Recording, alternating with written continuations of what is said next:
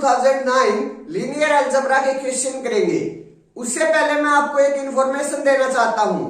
हम गेट 2021 के लिए 5 जनवरी 2021 से टेस्ट सीरीज लीनियर अलजेब्रा की टेस्ट सीरीज स्टार्ट कर रहे हैं। अगर इसके बारे में मोर इंफॉर्मेशन चाहिए तो नीचे दिए गए नंबर से कांटेक्ट करें। अब क्वेश्चंस पर आते हैं।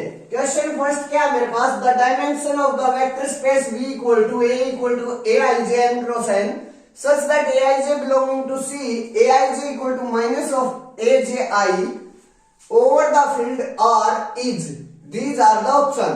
डायमेंशन ऑफ वेक्टर स्पेस बतानी है हमने, जो V है वो इन कंडीशंस को सेटिस्फाई करता हो ओवर द फील्ड R। सबसे पहले हम ये देख लेते हैं V के अंदर क्या है।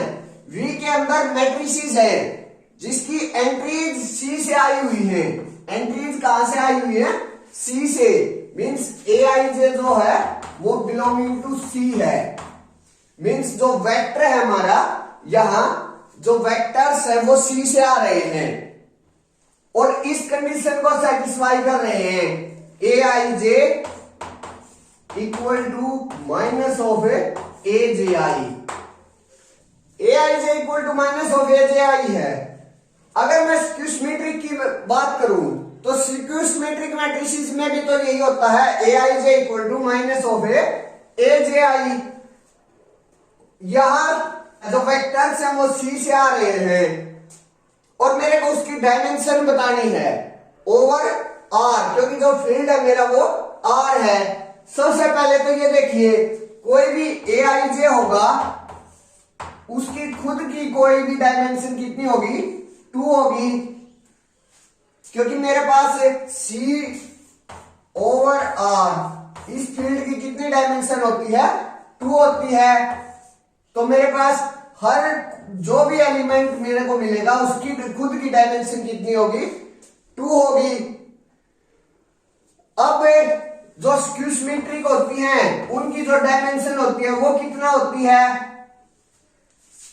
n into n minus 1/2। अगर मैं C ओवर C की बात करूं तो n इंटू n माइनस 1/2 होती है। लेकिन अगर मैं C ओवर R की बात करूंगा तो एक C ओवर R खुद की डायमेंशन कितनी होती है? 2। तो जो हर एलिमेंट की डायमेंशन है वो किससे मल्टीप्लाई हो जाएगी? 2 से। तो जो कंप्लीट हमारे पास डायमेंशन आई है C ओवर C की, वो किसके साथ मल्टीप्लाई हो जाएगी? 2 के साथ। तो यहां अगर मैं 2 से मल्टीप्लाई कर देता हूं तो ये मेरी डायमेंशन आ जाएगी किसकी? स्क्यू सिमेट्रिक मैट्रिसेस की। जो मींस मेरे पास V गिवन है वो स्क्यू सिमेट्रिक मैट्रिसेस का सेट गिवन है जिसकी जो एंट्रीज है वो C से आ रही है, लेकिन जो फील्ड है वो क्या है? रियल R फील्ड है। तो जो इसकी डायमेंशन हो जाएगी वो 2 इंटू n माइनस 1/2 हो जाएगी और 2 से 2 कैंसल। तो इसकी जो डायमेंशन होगी वो क्या हो जाएगी? n into n minus 1 means n square minus n। ये मेरे पास डायमेंशन ऑफ V आ जाएगी over R, over real field.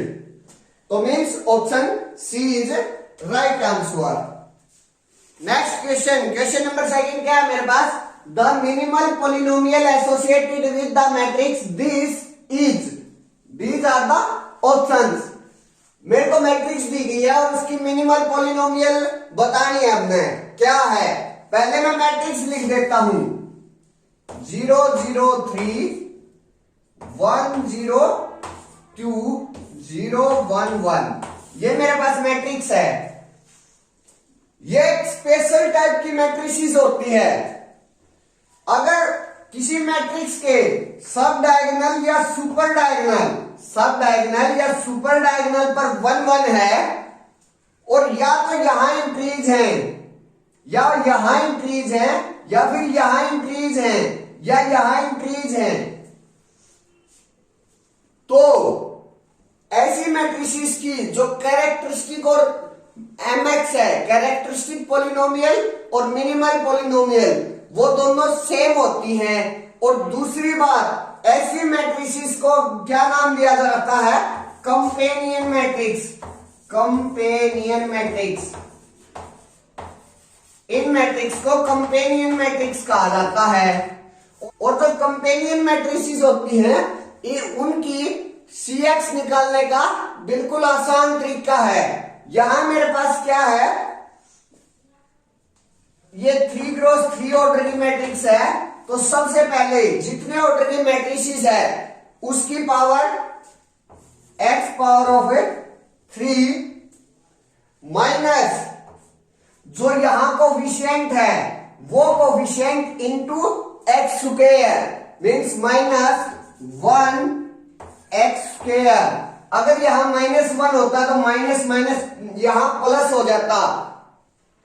Next minus जो यहां कोफिशिएंट है उसकी इंटू एक्स की एक पावर कम के साथ मल्टीप्लीकेशन -2 इंटू एक्स। और जो लास्ट में है, हमेशा कंपेनियन मैट्रिक्स में जो कांस्टेंट होगा या तो यहां प्रेजेंट होगा या फिर यहां प्रेजेंट होगा। यहां प्रेजेंट का मतलब क्या है, अगर सब डायगोनल पर 1 1 होगा तो मेरे पास जो कांस्टेंट होगा वो यहां प्रेजेंट होगा। और अगर सुपर डायगोनल पर 1 1 होगा तो जो कांस्टेंट टर्म है मेरे पास वो यहां होगी कैरेक्टरिस्टिक इक्वेशन की। तो कंपेनियन मैट्रिक्स से इसकी जो CX आ जाएगी मेरे पास x³ -1x² -2x और -3 जो कांस्टेंट है वो। तो मेरे पास जो CX है वो क्या आ गई, x³ -x² -2x -3।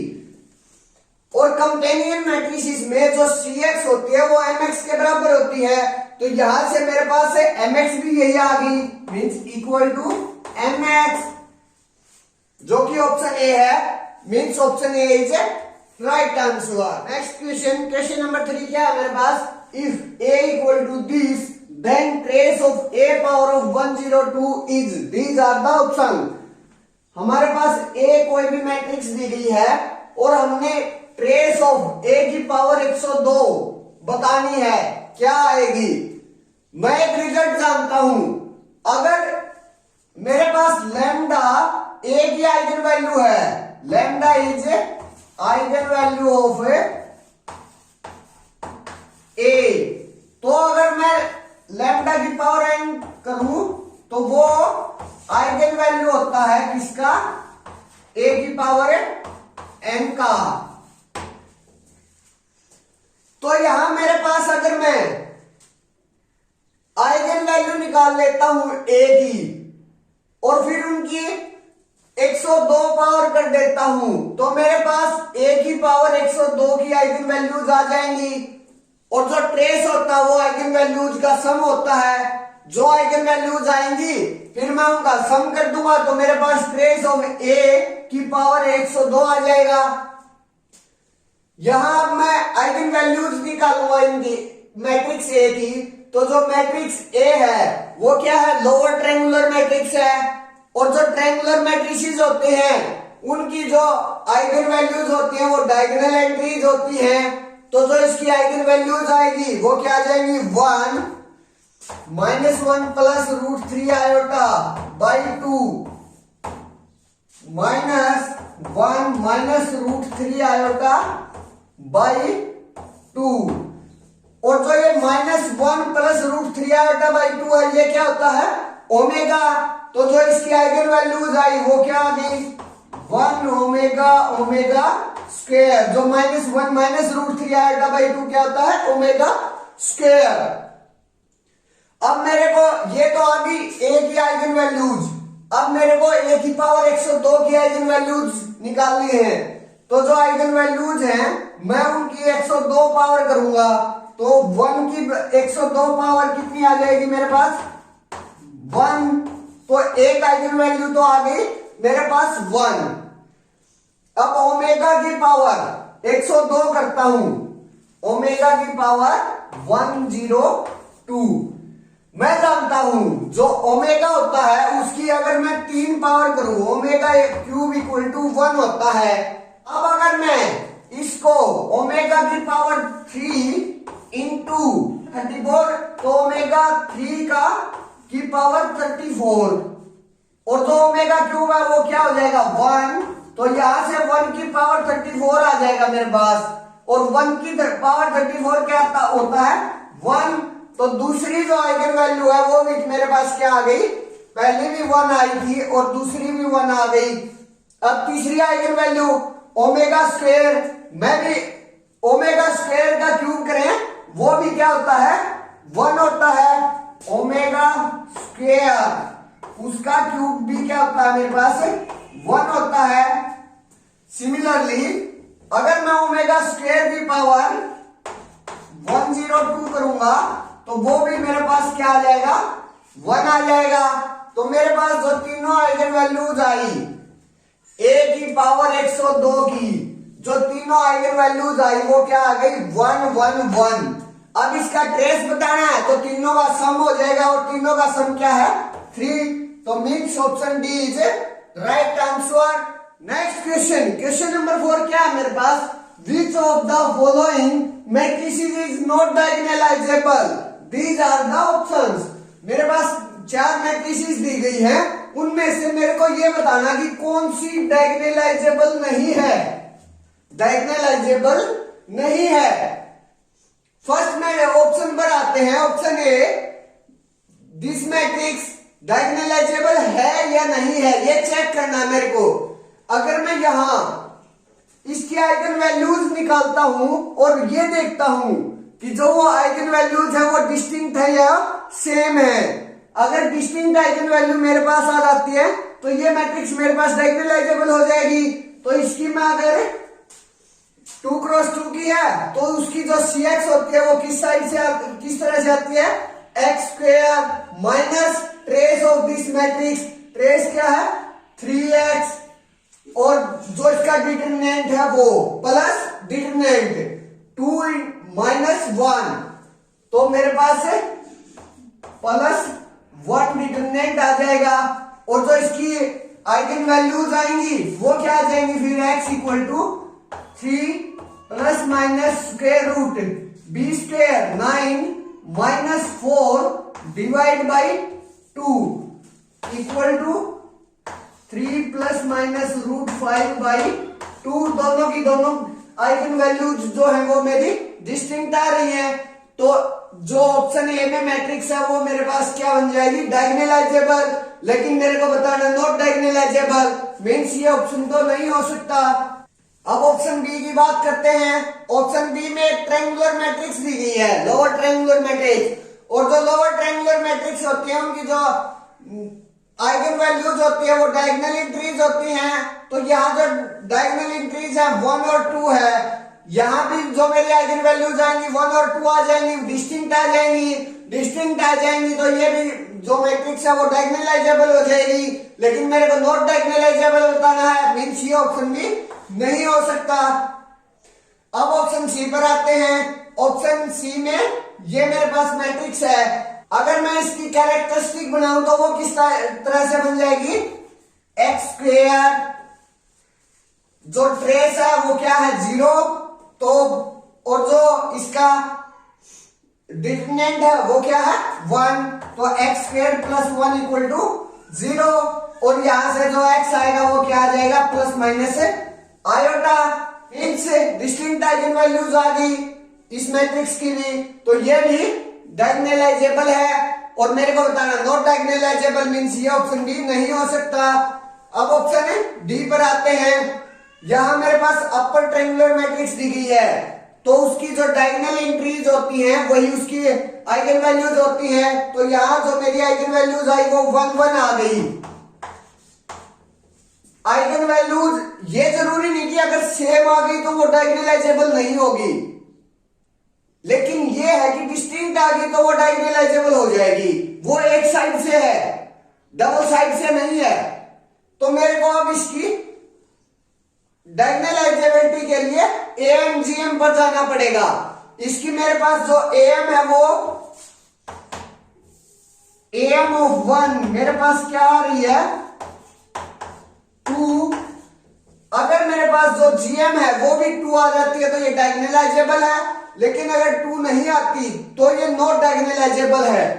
और gm क्या होती है n minus rank of a minus lambda i। यहां मेरे पास n कितना है 2 क्रॉस 2 की मैट्रिक्स है तो n हो गया मेरे पास 2।